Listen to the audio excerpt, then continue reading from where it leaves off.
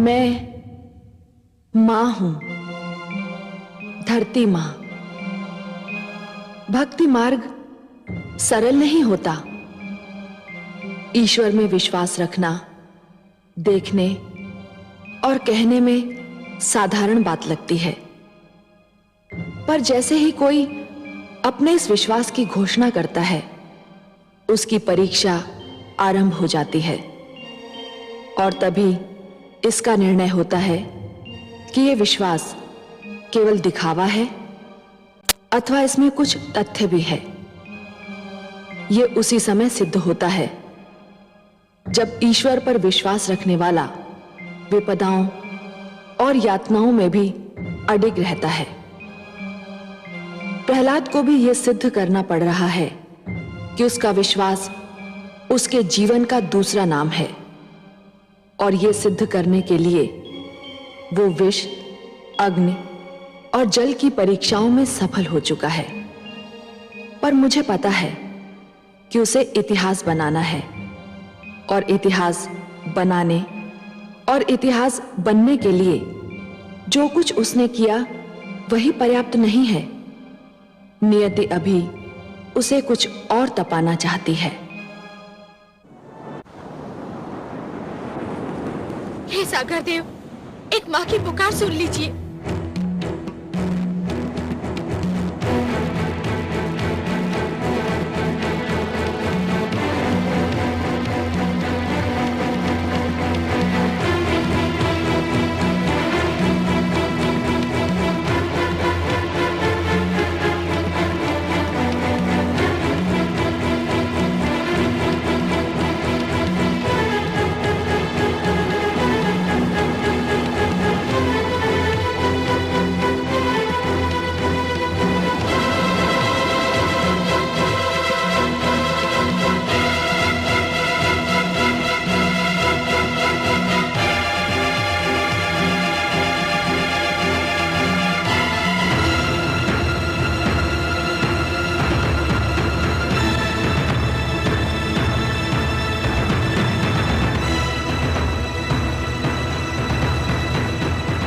भगवान सर्वशक्तिमान, अनर्थ हो गया है।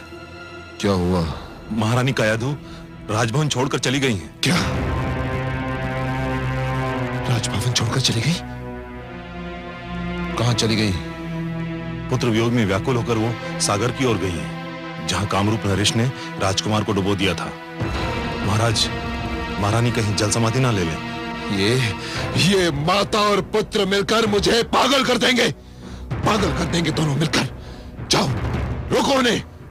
वो मेरे रोके नहीं रुकेंगी, केवल आप ही उन्हें रोक सकते हैं, और आपको उनको रोकना ही चाहिए, नहीं तो ये संसार क्या कहेगा। महाराज, ठीक है, तुम मेरे साथ चलो और कुछ सैनिक भी ले लो।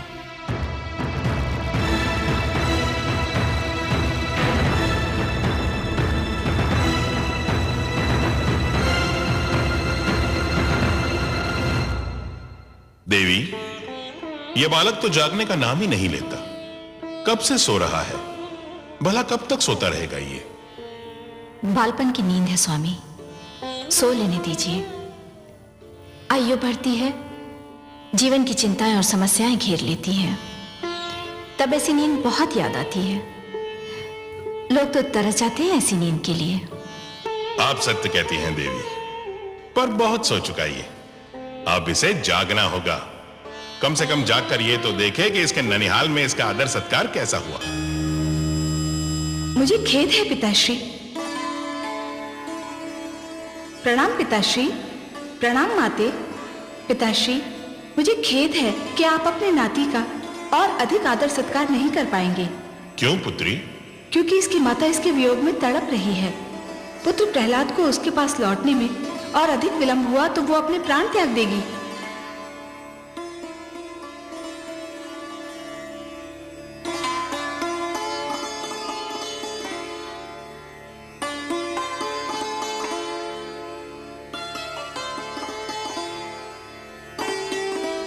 कितना मनमोहक है मेरा पुत्र।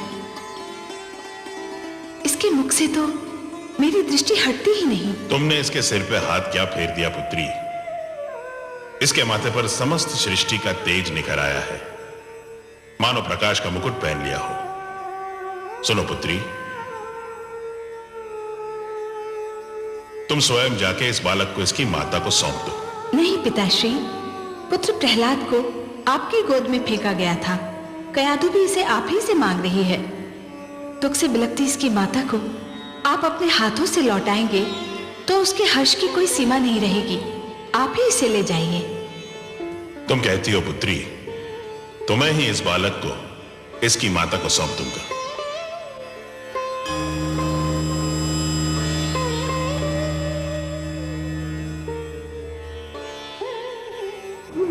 हे सागर देव, लगता है आपने अपनी सारी परंपरा को छोड़कर मेरे पुत्र की बलि स्वीकार कर ली है। मेरे लिए मेरे पुत्र के बिना जीवित रहना व्यर्थ है। आपको मेरी बलि भी स्वीकार करनी होगी। ठहरो पुत्री, तुम सत्य कहती थी, मैं भेंट नहीं स्वीकार करता। और फिर प्रहलाद तो मेरे दोहित्र समान है। लो, मैं तुम्हारा बेटा तुम्हें वापस लौटाता हूं। धन्य है आप धन्य है सागर देव।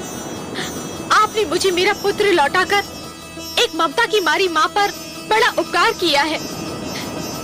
मैं कैसे आपको धन्यवाद दूं? इसकी कोई आवश्यकता नहीं है पुत्री। एक माता को अपना पुत्र वापस लौटाना उस पर उपकार नहीं होता। यह तो हमारा धर्म है। हां, एक माता से उसका पुत्र छीन लेना अवश्य ये जघन्य अपराध है।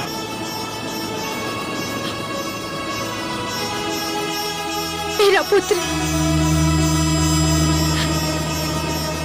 मेरा पुत्र, मेरा लाल, मेरा लाल। माते, आप यहाँ कैसे आई और मैं यहाँ कैसे आया? मैं तो कारागार में था ना। हाँ पुत्र, तुम्हारे दुष्ट फूफा विप्रचित्ति ने तुम्हें सागर तले फेंक दिया था। परंतु मैं तो बहुत मीठा सपना देख रहा था।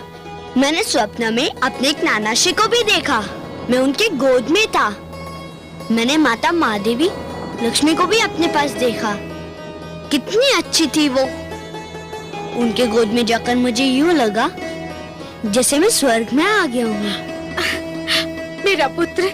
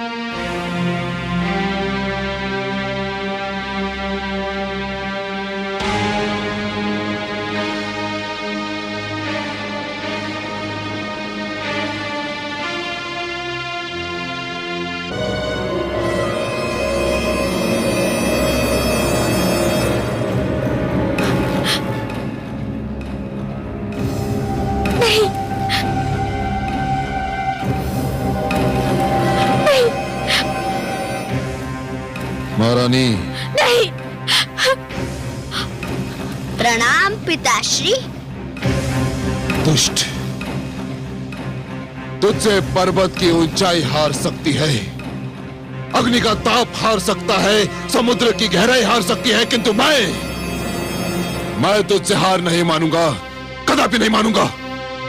सैनिकों पकड़ से। रुक जाओ सैनिकों, यदि किसी ने मेरे पुत्र को हाथ भी लगाया तो मैं इसके और अपने प्राण एक कर दूंगी। मैं भी महान असुरा तारक के महाबली सेनापति जंबासुर के पुत्र कयाधु हूँ। मेरे पास भी मायावी शक्तियाँ हैं। मैंने आज तक इन शक्तियों का प्रयोग नहीं किया, पर यदि कोई मेरे पुत्र के निकट भी आया तो आज मैं भी अपनी शक्ति दिखाकर इस शक्ति का प्रयोग करूंगी। देखते क्या हो, पकड़ लो इस धूर्त को।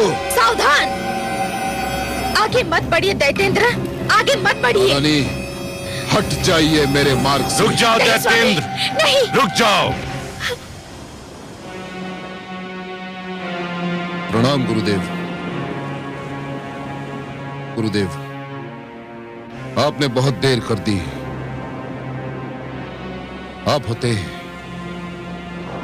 तो मेरे साथ इतना बड़ा अनर्थ ना होता गुरुदेव। अब के ना होने से मेरे साथ क्या क्या ना हुआ।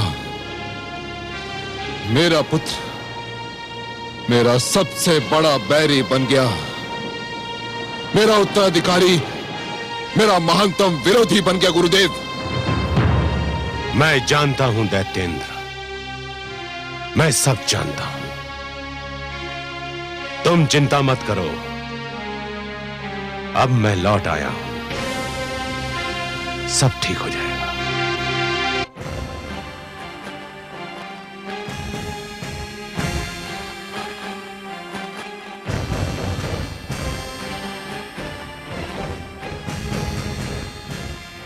प्रणाम दैत्य गुरु। यशस्वी भव। प्रणाम भ्राताश्री। दुष्ट प्रहलाद का अंत हो गया भ्राताश्री, साथ ही आपकी चिंताओं और समस्याओं का भी अंत हो गया। ना तो दुष्ट प्रहलाद का अंत हुआ, ना ही मेरी चिंताओं और समस्याओं का। वो पापी फिर बच निकला विप्रचित्ती, फिर बच निकला। तुमने जिस सागर में उसे फेंका था उसमें मेरी उमंगें डूब गईं, मेरी इच्छाएं डूब गईं, मेरी सारी योजनाएं डूब गईं। बस नहीं डूबा तो वो दुष्ट प्रहलाद उतर गया और एक बार फिर मैं मुंह ताकता रह गया। मैं भगवान हिरण्यकशिपु। धैर्य से काम लो दैत्येंद्र, इतना हताश होने की क्या आवश्यकता है। कैसे हताश ना हूं मैं गुरुदेव, कैसे हताश ना हूं। मैंने उस पर खड़क की बौछार करवाई, उसे ऊंचे पर्वत से नीचे फिकवाया, मैंने उसे विष दिलवाया, उसे अग्नि में जलवाया। और अब जब विप्रचित्ती ने उसे मारना चाहा, परंतु वो दुष्ट ऐसे कठोर प्राण लेकर जन्मा है कि मरने का नाम ही नहीं लेता। मैं कहां तक धैर्य रखूं गुरुदेव, कहां तक धैर्य रखूं।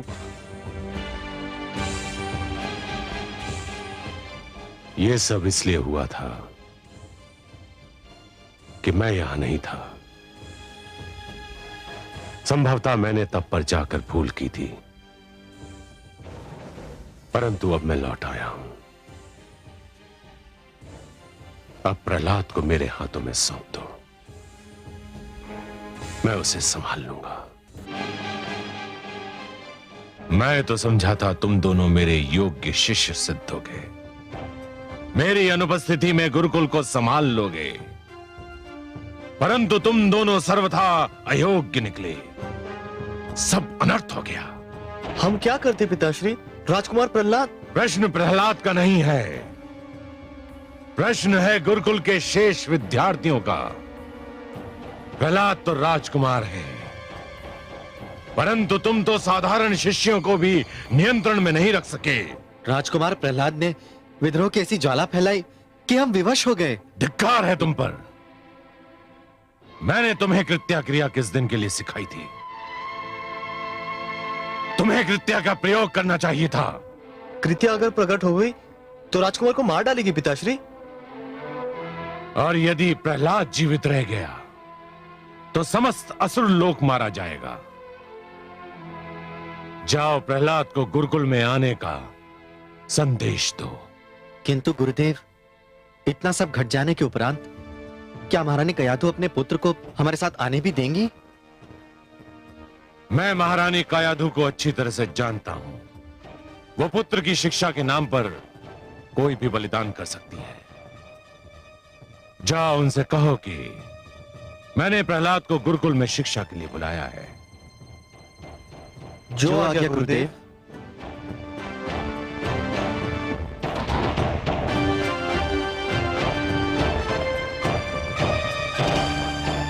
हे कमल नयन, ये कृत्या क्रिया क्या है?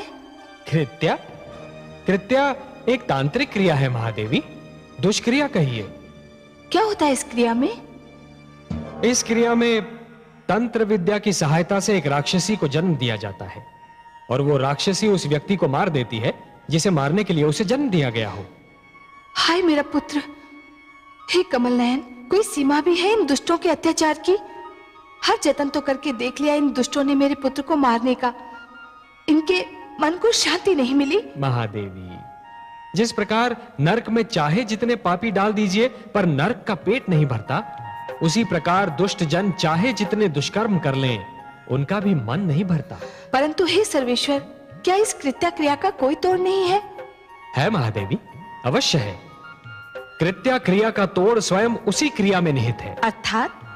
महादेवी, इस क्रिया द्वारा जिस राक्षसी को जन्म दिया जाता है, यदि वो राक्षसी अपने लक्ष्य को मारने में असफल हो जाए तो उन्हीं लोगों की हत्या कर देती है जिन्होंने उसे जन्म दिया था। मेरी कामना है कि ऐसा ही हो। महादेवी, यदि आपकी कामना विधाता के लेख से मेल खाती हो तो वो अवश्य पूरी होगी। भ्राता मर्ग, पिताश्री तो बहुत रुष्ट हैं। यह सब राजकुमार प्रहलाद का किया धरा है भ्राताशण। उन्हीं के कारण हमें यह फटकार सुननी पड़ रही है। और पिताश्री का क्रोध तो तुम जानते ही हो, एक बार चढ़ जाए तो उतरने का नाम ही नहीं लेता है। मेरे मन को पिताश्री का क्रोध शांत करने का एक उपाय सूझा है। क्या? देखो भ्रातामर, यदि हम राजकुमार प्रहलाद को गुरुकुल लाने से पहले मार्ग में हाथी के पैरों तले कुचलवा डालें तो पिताश्री को बहुत प्रसन्नता होगी और उनका क्रोध भी शांत हो जाएगा। वैसे मैंने इसका प्रबंध भी कर लिया है। तुम भी विचित्र बात करते हो भ्राताशण। अरे पहले महारानी कयाधु को उसे हमारे साथ गुरुकुल ले जाने की अनुमति तो दे लेने दो। अकारण अंधकार में बाण फेंके जा रहे हो। चलो अब।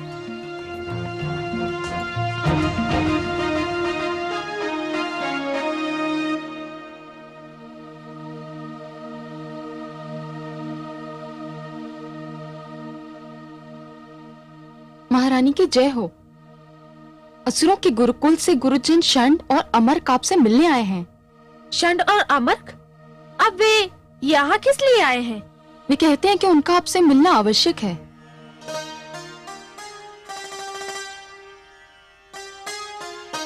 ठीक है, बुलाओ उन्हें।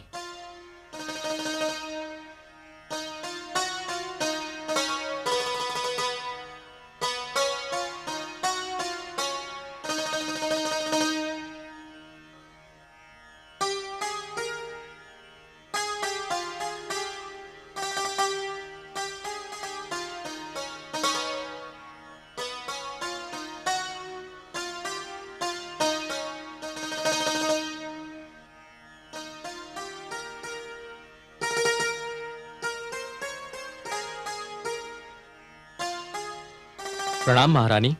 राजमाता की जय हो। प्रणाम गुरुजन। कहिए, कैसे कष्ट किया? आप तो जानती हैं कि दैत्य गुरु शुक्राचार्य अपनी तपस्या से लौट आए हैं। हाँ, मैं मिल चुकी हूँ उनसे। पिताश्री की इच्छा है कि राजकुमार प्रहलाद की शिक्षा अधूरी न रहे। किस शिक्षा की बात कर रहे हैं आप? उस शिक्षा की जिस शिक्षा में मेरे पुत्र को कोई रुचि ही नहीं है। आपको तो अनुभव हो चुका है गुरुजन। तब बात और थी महारानी। राजकुमार प्रहलाद की शिक्षा का भार हमें सौंपा गया था और आपको तो ज्ञात है कि हम दोनों को उतना अनुभव नहीं था। परंतु अब पिताश्री शुक्राचार्य स्वयं लौट आए हैं। तो क्या हुआ? क्या अंतर आएगा उनके आने से? पिताश्री की शिक्षा देने का ढंग बहुत अनुपम है महारानी। वे स्वयं शिक्षा देंगे तो संभव है राजकुमार प्रहलाद कुछ समझ जाए और भगवान हिरण्यकश्यप का क्रोध भी कुछ कम हो जाए। राजकुमार की शिक्षा अधूरी रह गई और अधूरी शिक्षा अच्छी नहीं होती महारानी। मेरा मन तो नहीं करता, परंतु लगता है आप दोनों ने मेरी दुर्बलता पहचान ली है। मैं अपने पुत्र को पूर्णतया शिक्षित देखना चाहती हूँ। तो फिर देर काहे की? बुलाइए उन्हें। हम पिताश्री के आदेश पर उन्हें अपने साथ गुरुकुल ले जाने आए हैं। पर मेरे पुत्र की सुरक्षा का क्या होगा? वो पिताश्री की रक्षा में रहेंगे और फिर हम भी तो हैं। आप तो जानती हैं कि वे जब तक हमारे साथ गुरुकुल में थे हमने उन्हें कोई कष्ट नहीं होने दिया।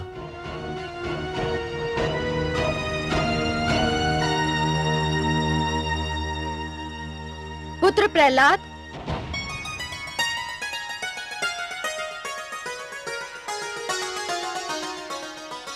प्रणाम गुरुजन। आयुष्मान भव शिष्य, तेजस्वी भव शिष्य। पुत्र प्रहलाद, तुम्हारे गुरुजन तुम्हें अपने साथ गुरुकुल ले जाने आए हैं। उन्हें गुरु शुक्राचार्य ने भेजा है। ये तो बहुत शुभ समाचार है। मुझे बहुत दुख था कि मेरी शिक्षा अधूरी रह गई। तो तुम जाओगे उनके साथ? हाँ, अवश्य जाऊंगा। पुत्र, तुम्हें भय नहीं लगता? भय? किस बात से भय माते? शिक्षा से भय या गुरुकुल जाने से भय?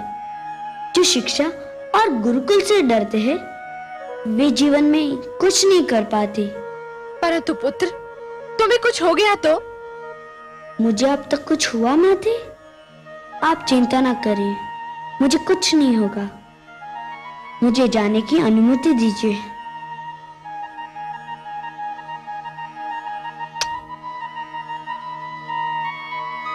आयुष्मान भव पुत्र। चलिए गुरुजन, मैं गुरुकुल जाने के लिए बहुत व्याकुल हूँ।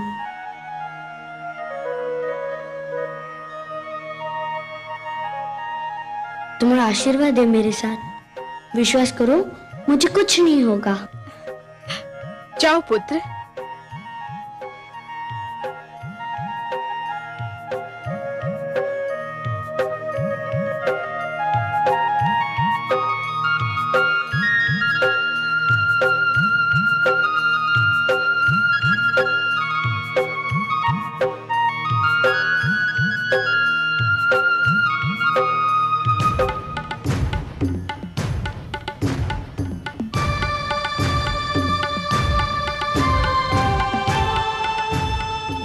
प्रणाम गुरुवर।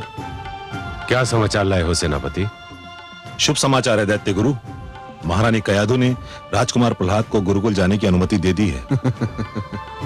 राजकुमार गुरुजन षंड और अमर्क के साथ गुरुकुल की ओर प्रस्थान कर चुके हैं। शुभ समाचार, अत्यंत शुभ समाचार। मुझे भय था हिरण्यकशिपु, कहीं महारानी कयाधु ममता की भावना के अधीन होकर प्रहलाद की राह ना रोक ले।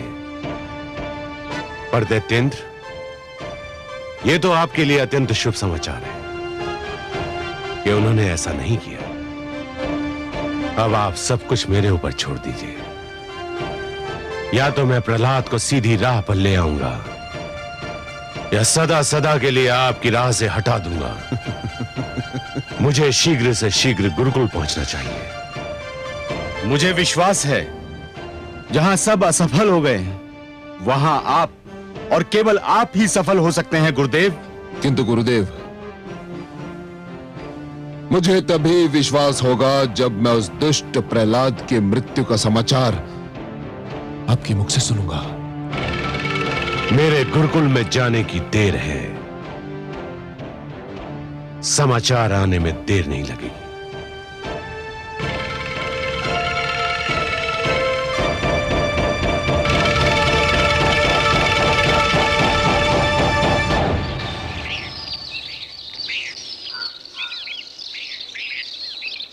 गुरुजन, आपने माताश्री को मनाकर मुझ पर बड़ा उपकार किया है। मैं अपने गुरुकुल के मित्रों से मिलने के लिए बड़ा व्याकुल था। वे भी तुम्हें देख के बहुत प्रसन्न होंगे।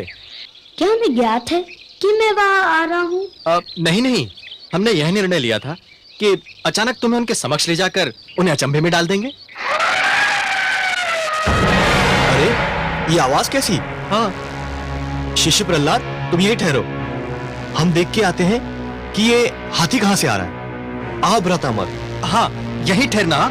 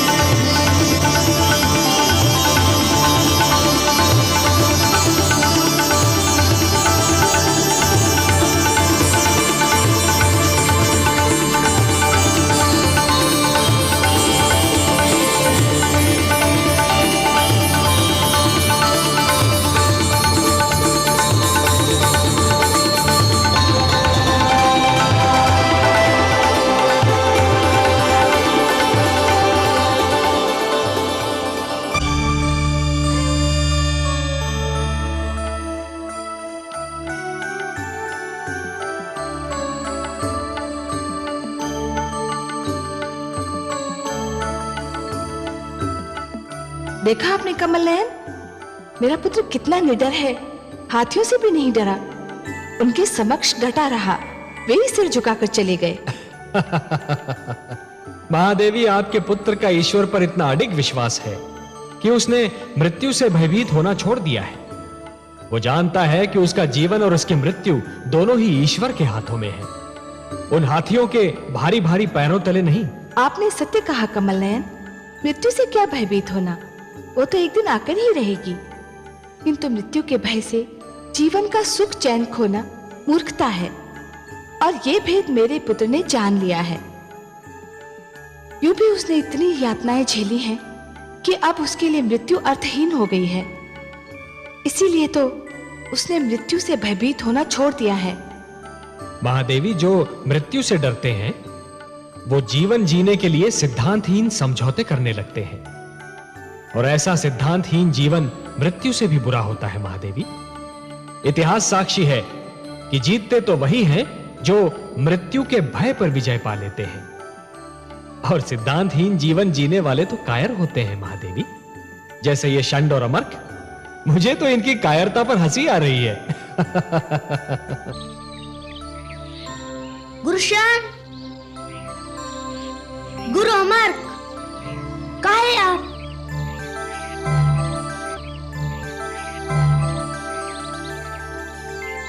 कहाँ चले गए थे आप दोनों? हम कहीं नहीं, हम तो यही थे। हाँ। क्या आप हाथी से भयभीत हो गए थे? नहीं नहीं, हम क्यों भयभीत होंगे? क्यों भ्राताशण, है ना? बिल्कुल बिल्कुल। हाँ, हम तो नित दिन हाथियों के साथ में खेलते हैं, है ना? हाँ। परंतु गुरुजन, लगता है ये हाथी हमारे संग खेलने नहीं, कुछ और करने आया था। कुछ और? चलिए गुरुजन, गुरुकुल में हमारी प्रतीक्षा हो रही होगी। हाँ, चलो।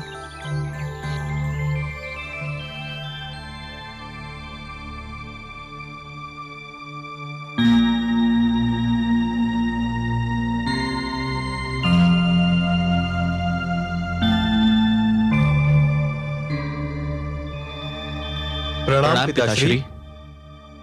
प्रणाम गुरुदेव।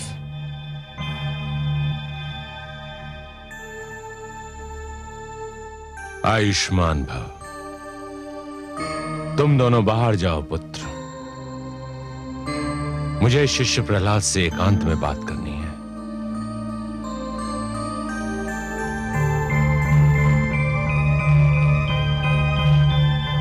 शिष्य प्रहलाद, प्रसन्नता हुई तुम्हें देखकर, कहो कैसे हो?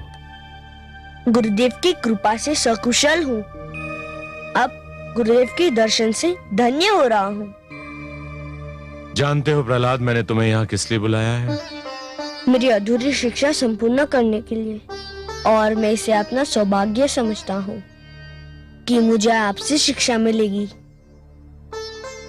मैं चाहता हूं कि तुम्हारी शिक्षा संपूर्ण हो, परंतु उससे पूर्व मैं तुमसे एक प्रश्न पूछना चाहता हूं। मेरे प्रश्न का उत्तर दोगे? आपके प्रश्न का उत्तर देने की क्षमता तो नहीं है मुझ में, किंतु यथाशक्ति प्रयत्न करूंगा। शिष्य, तुम जानते हो कि दीपक का धर्म क्या है? प्रकाश फैलाना गुरुदेव, अंधकार से संघर्ष करना। संतान को भी कुल दीपक कहा जाता है, जानते हो? जानता हूं गुरुदेव। जानते हो तो फिर अपने कुल के लिए ऐसा दीपक क्यों बने हुए हो जो प्रकाश के स्थान पर अंधकार फैला रहा है, उनके कष्ट का कारण बना हुआ है। हे गुरुदेव, मैंने किसको कष्ट दिया? किसको कष्ट नहीं दिया? अपने गुरुजन को कष्ट दिया, अपने पिता को कष्ट दिया, अपनी माता को कष्ट दिया, और उससे बढ़कर अपने आप को कष्ट दिया। तुम्हें कटारों की तेज धार पर रख लिया गया, पर्वत से गिराया गया, विष पिलाया गया, नागों के बीच छोड़ दिया गया, अग्नि में जलाया गया, सागर में डुबोया गया। परंतु ये सब मेरे लिए कष्ट नहीं सिद्ध हुए, ये सब तो मेरी परीक्षाएं सिद्ध हुई, और आपकी कृपा से मैं इन परीक्षाओं में सफल हुआ। संभव है, किंतु तुम अपने माता पिता और समस्त असुर लोक के कष्ट का कारण तो बने हुए हो। उसका क्या उत्तर है तुम्हारे पास? हे गुरुदेव, यदि उनके कष्ट का कारण मैं होता तो विश्वास कीजिए मैं अपने हाथों अपने जीवन का अंत कर लेता।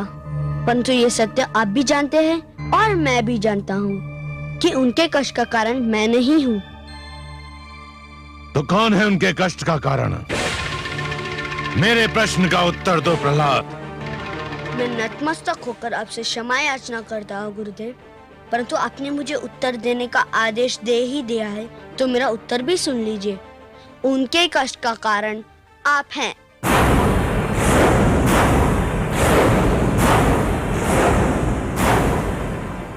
मैं? हाँ, हे गुरुदेव, आप मुझे क्षमा कीजिए, किंतु आपने अपना गुरुधर्म बुलाकर सबको कष्ट में डाल दिया। क्या बक रहा है धूर्त? मैंने अपना गुरु धर्म बुला दिया है? कैसे? हे गुरुदेव, आपने अपने अहंकार के वश देवताओं और असुरों के बीच मतभेद की दीवार खड़ी कर दी। प्रहलाद! सत्य कड़वा होता है गुरुदेव, परंतु क्या ये सत्य नहीं कि आपने अपने पद की रक्षा के लिए असुरों को देवताओं से लड़ा दिया? आपको हर पल अपने अपमान का ध्यान रहा, हमारे कल्याण का नहीं। आप स्वयं व्रत करते हैं पर असुरों को व्रत करने से रोकते हैं। आप स्वयं तप करते हैं पर असुरों से कहते हैं कि वे दूसरों का तप भंग कर दे। आपने शिक्षा को विभाजित कर दिया है। अपने पुत्रों और राजकुमारों के लिए शिक्षा के कुछ और नियम बनाए और साधारण असुर बालकों के लिए कुछ और। हे गुरुदेव, गुरु वो होता है जिसके चरण छूते ही मन में ज्ञान का उजाला फैल जाता है, परंतु आप कैसे गुरु है जो आपके चरण छूता है उसके मन में अहंकार का अंधकार डेरा जमा लेता है। बंद कर ये विषैला प्रलाप। नहीं गुरुदेव, आज सुन ही लीजिए, कह लेने दीजिए मुझे अपने मन की बात। मेरे पिताश्री ने ईश्वर होने की घोषणा कर दी। आप चाहते तो उन्हें रोक भी सकते थे, उन्हें अंधेरों में भटकने से बचा सकते थे, परंतु आपने उन्हें और उकसाया, उन्हें और बढ़ावा दिया और अब वे इतने दूर जा चुके हैं कि उनका लौटना संभव नहीं। दुष्ट बालक, मेरे मन में तो आता है कि मैं इसी क्षण तेरा गला दबाकर तुझे मार डालूं। तो दबा दीजिए गुरुदेव, आपके हाथों मुझे मृत्यु प्राप्त हुई तो मैं इसे अपना सौभाग्य समझूंगा। अवश्य प्राप्त होगी दुष्ट, अवश्य प्राप्त होगी। मैं तेरे सिर पर काल की छाया मंडराते देख रहा हूं। हट!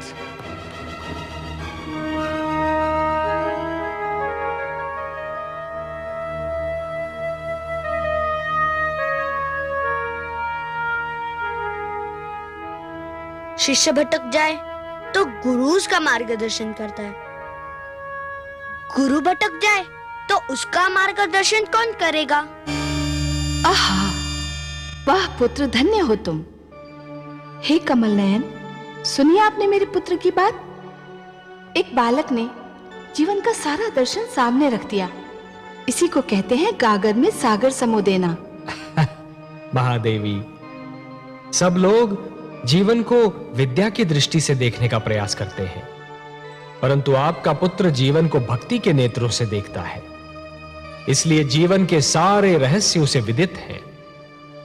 और महादेवी, प्रहलाद को जीवन का एक सीधा और सरल सत्य भी ज्ञात है, और वो सत्य ये है महादेवी कि जिस प्रकार जब एक पुरुष भटक जाता है तो केवल एक ही व्यक्ति भटकता है, परंतु जब एक नारी के पैर डगमगाने लगते हैं तो समस्त परिवार डगमगा जाता है।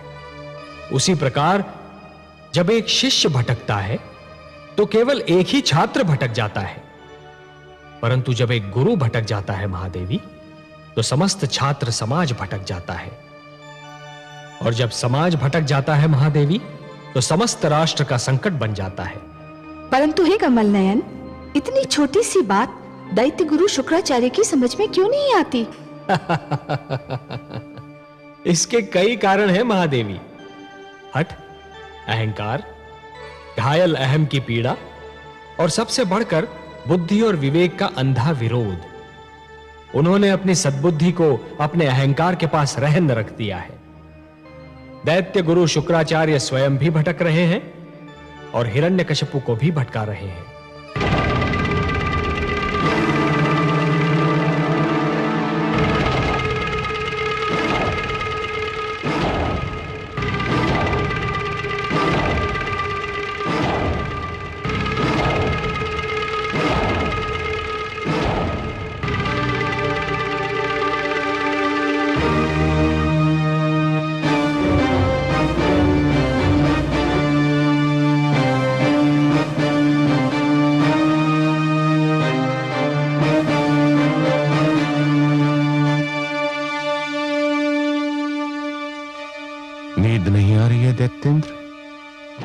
नहीं गुरुदेव,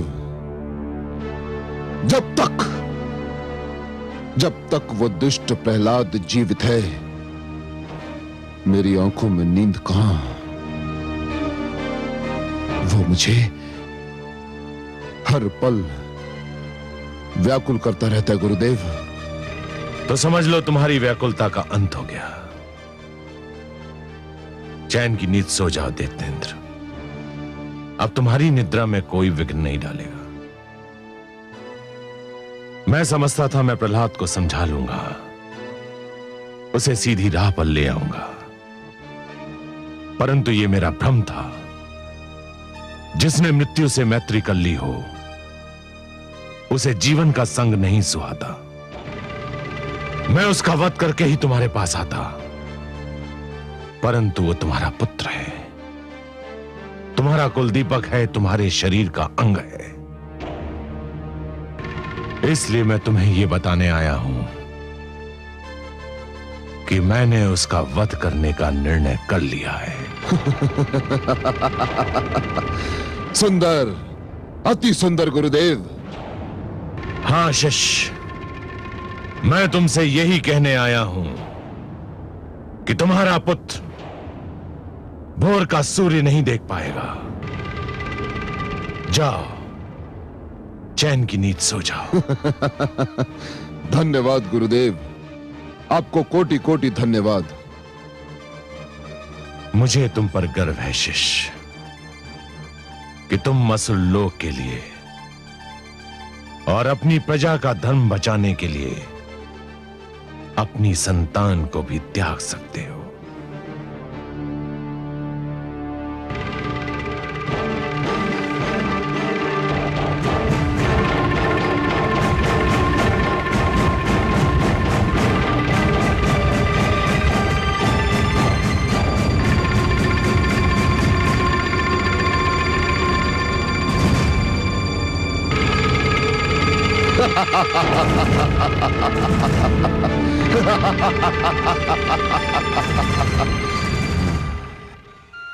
हे कमल नयन, दुष्ट हिरण्यकशिपु की बुद्धि पर तो उसके झूठे अहंकार ने अधिकार जमा लिया है।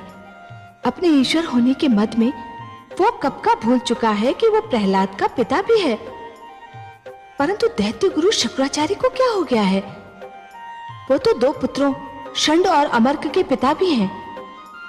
वो किसी के पुत्र का वध करने की बात कैसे सोच सकते हैं? उनका पितृत्व क्यों खो गया है? क्रोध के कारण महादेवी, क्रोध के कारण। जिस प्रकार अग्नि सूखी लकड़ी को सरलता से जला देती है, उसी प्रकार क्रोध सुंदर भावनाओं को सहजता से भस्म कर देता है। हे नारायण, दैत्य गुरु शुक्राचार्य तो विद्वान हैं, तो फिर वो ये क्यों भूल गए कि क्रोध विवेक का शत्रु है? उसे भूलने का कारण है उनका मुझसे वैर। वो मेरे विरोधी हैं, इसलिए मेरा विरोध करने की धुन में वो विवेक तो क्या स्वयं को भी भूल गए हैं। मेरा विरोध करने की भावना उनकी विद्वत्ता पर भारी पड़ चुकी है महादेवी। और अब दैत्य गुरु शुक्राचार्य कोई भी सीमा पार कर सकते हैं। आश्चर्य है, क्या दैत्य गुरु शुक्राचार्य ये भी नहीं जानते कि सीमा से अधिक विरोध अपने ही दुख का कारण बन जाता है? नहीं जानते महादेवी, दुर्भाग्य से वो इस सत्य को नहीं जानते, पर अतिशीघ्र जान जाएंगे। दैत्य गुरु शुक्राचार्य जिस पथ पर पग धरने जा रहे हैं, वहां उन्हें अश्रु और रक्त की धाराओं के अतिरिक्त और कुछ नहीं मिलेगा। भूले अपना धर्म जब गुरु बैरी बन जाए, मिटे उजाला ज्ञान का अंधियारा छा जाए।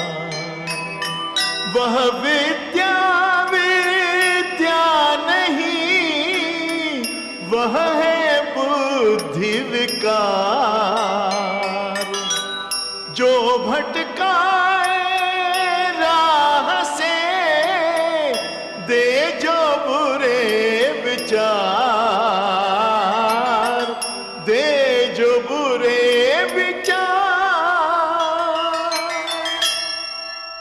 तो सुनेगा ये पुराण, पाएगा सुख और ज्ञान, पाएगा सुख और ज्ञान। कर्म को ही धर्म जान, प्रेम की तू छेड़तान, प्रेम की तू छेड़तान।